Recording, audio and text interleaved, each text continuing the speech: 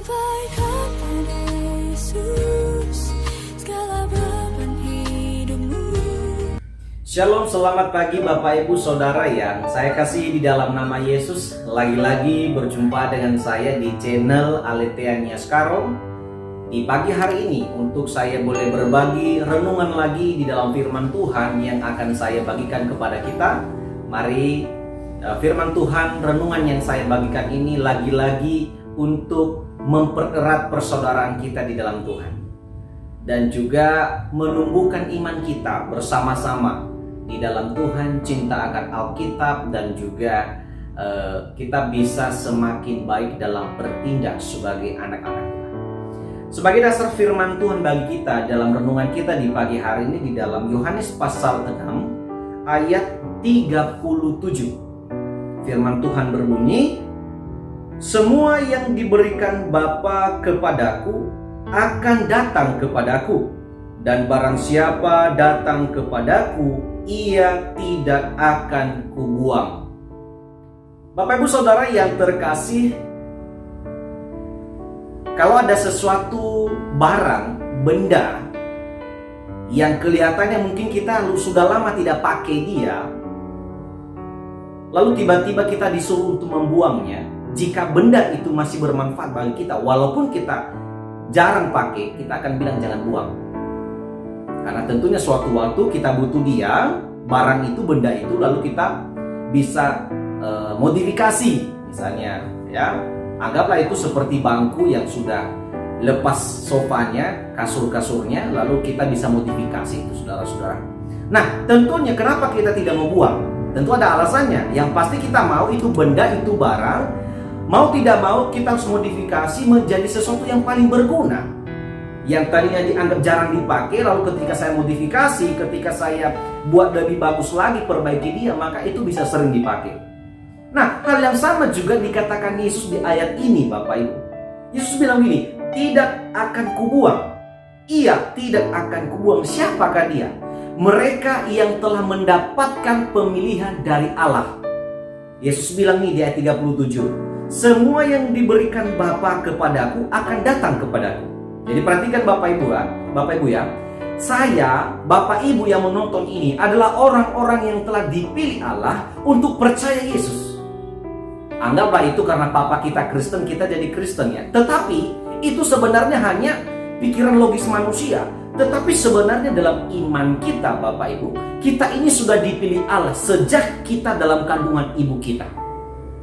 Karena Yesus bilang, "Semua orang yang diberikan Bapa kepadaku akan datang kepadaku." Ini tertuju kepada orang-orang yang percaya, yang menerima Yesus sebagai Tuhan dan Juru Selamatnya. Dalam konteks ini Yesus baru saja sedang membicarakan tentang dirinya, yaitu Yesus itu adalah roti hidup.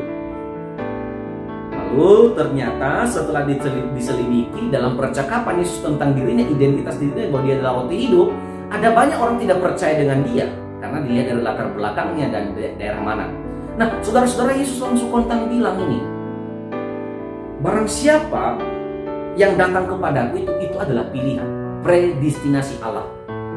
Jadi kita bersyukur kita ini dipilih Allah ini untuk percaya kepada Yesus.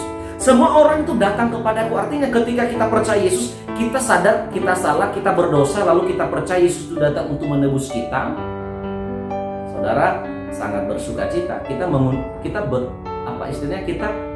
punya Allah, punya Yesus yang luar biasa, yang telah di mana kita sudah dipilih dari awalnya untuk kita percaya kepada Dia. Lalu Yesus bilang nih, "Barang siapa datang kepadaku, ia tidak akan kubuang." Wah, ini. Jadi Yesus, Allah pilih kita ini. Ya, kamu akan jadi orang percaya. Jadi baik saya, baik istri saya, baik anak-anak saya, baik mertua, orang tua kandung saya, baik saudara yang sedang menonton ini, adalah orang-orang yang telah dipilih Allah untuk percaya kepada Yesus Kristus. Akhirnya kita menjadi orang Kristen.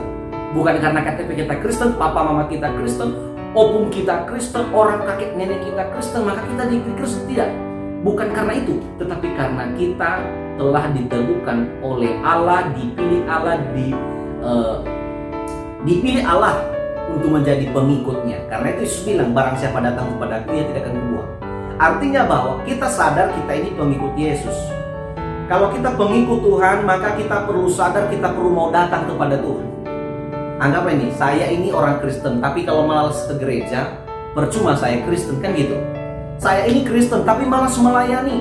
Saya ini Kristen, tapi malas baca Alkitab. Yesus bilang, barang siapa percaya kepadaku, ia tidak akan kubuang. Artinya, kalau saya pengikut Kristus, maka saya akan terus-menerus berjumpa dengan Tuhan lewat kegiatan rohani yang saya ikuti. Baik ibadah, baik baca Alkitab, baik berdoa, dan semua kegiatan rohani Bapak Ibu. Kita akan sering mau datang ke sana. Tuhan percaya kepada kita bahwa ketika Tuhan pilih kita, maka kita akan menjadi berguna di dunia ini. Nah, ketika kita sudah dipilih Allah, nah ya, Tuhan tempatkan kita di bumi ini. Ketika Tuhan tempatkan kita di bumi, Tuhan sudah percaya bahwa kehidupan kita akan membawa berkat. Dan akhirnya Yesus bilang, aku tidak akan kubuang. Artinya, ia tidak akan membiarkan kita hidup merana. Kubuang di sini berarti menuju kepada penghakiman. Jadi syarat supaya kita tidak dibuang, yaitu menerima pemilihan Allah. Ada orang sudah dipilih untuk melayani, sudah dipanggil untuk melayani. Misalnya di gereja, yuk mari bikin doa, mau nggak pelayanan. Kadang-kadang kita menolaknya minta ampun, sampai memohon-mohon pendetaan sama kita. Ayolah pelayananlah, ayolah bergabunglah dalam pelayanan, ayolah semuanya. Hal-hal yang sebenarnya tidak menyulitkan kita dan ya tidak memberibetkan kita, tapi kita sering menolak. Saudara-saudara yang terkasih, kalau kita ini percaya kepada Tuhan Yesus, kita ini adalah pribadi-pribadi yang sesungguhnya kita telah dipilih oleh Allah untuk percaya kepadanya dan menjadi pengikutnya. Maka marilah kita terus berkunjung. Kita membiarkan diri kita dijumpai oleh Tuhan. Kita membiarkan diri kita menjadi berkat. Supaya apa? Kita tidak dibuang. Tidak sia-sianya Allah memilih kita. Jadi syarat supaya kita tidak dibuang apa? Yuk tetap jadi berkat. Ya, cerminkan diri kita kepada orang lain bahwa kita ini dipilih Allah untuk menjadi berkat bagi orang lain. Cerminkan bagi orang lain kalau saya ini dipilih Allah untuk memberkati orang lain dengan perbuatan saya siap melayani. Cerminkan bagi orang lain bahwa ketika saya jadi pengikut Kristus, saya harus siap melayani, saya harus siap memberitakan Injil, saya harus siap untuk mendukung pelayanan. Dukung pelayanan hamba Tuhan, dukung pelayanan majelisnya, dukung pelayanan keluarga kita yang sudah ambil bagian dalam pelayanan. Kita dukung terus. Itulah cara kita. Dan karena itulah, yuk mari Bapak Ibu, jadilah pribadi-pribadi yang akhirnya mau dipakai Allah. Jadi Tuhan pilih kita supaya kita dipakai. Sama seperti seorang guru, kalau ada kegiatan olimpiade siswa, ini guru pilih seorang si A ini karena ia percaya ini A berprestasi dan akan lolos dalam olimpiade. Dan tentunya ya diajari bagaimana supaya kita juara. Dan tentunya ketika pada turnamen itu, olimpiade itu, si anak tadi juara, betapa bahagianya si coach itu, pelatih itu, guru itu. Artinya kita juga harus membuat Allah bangga dengan kita.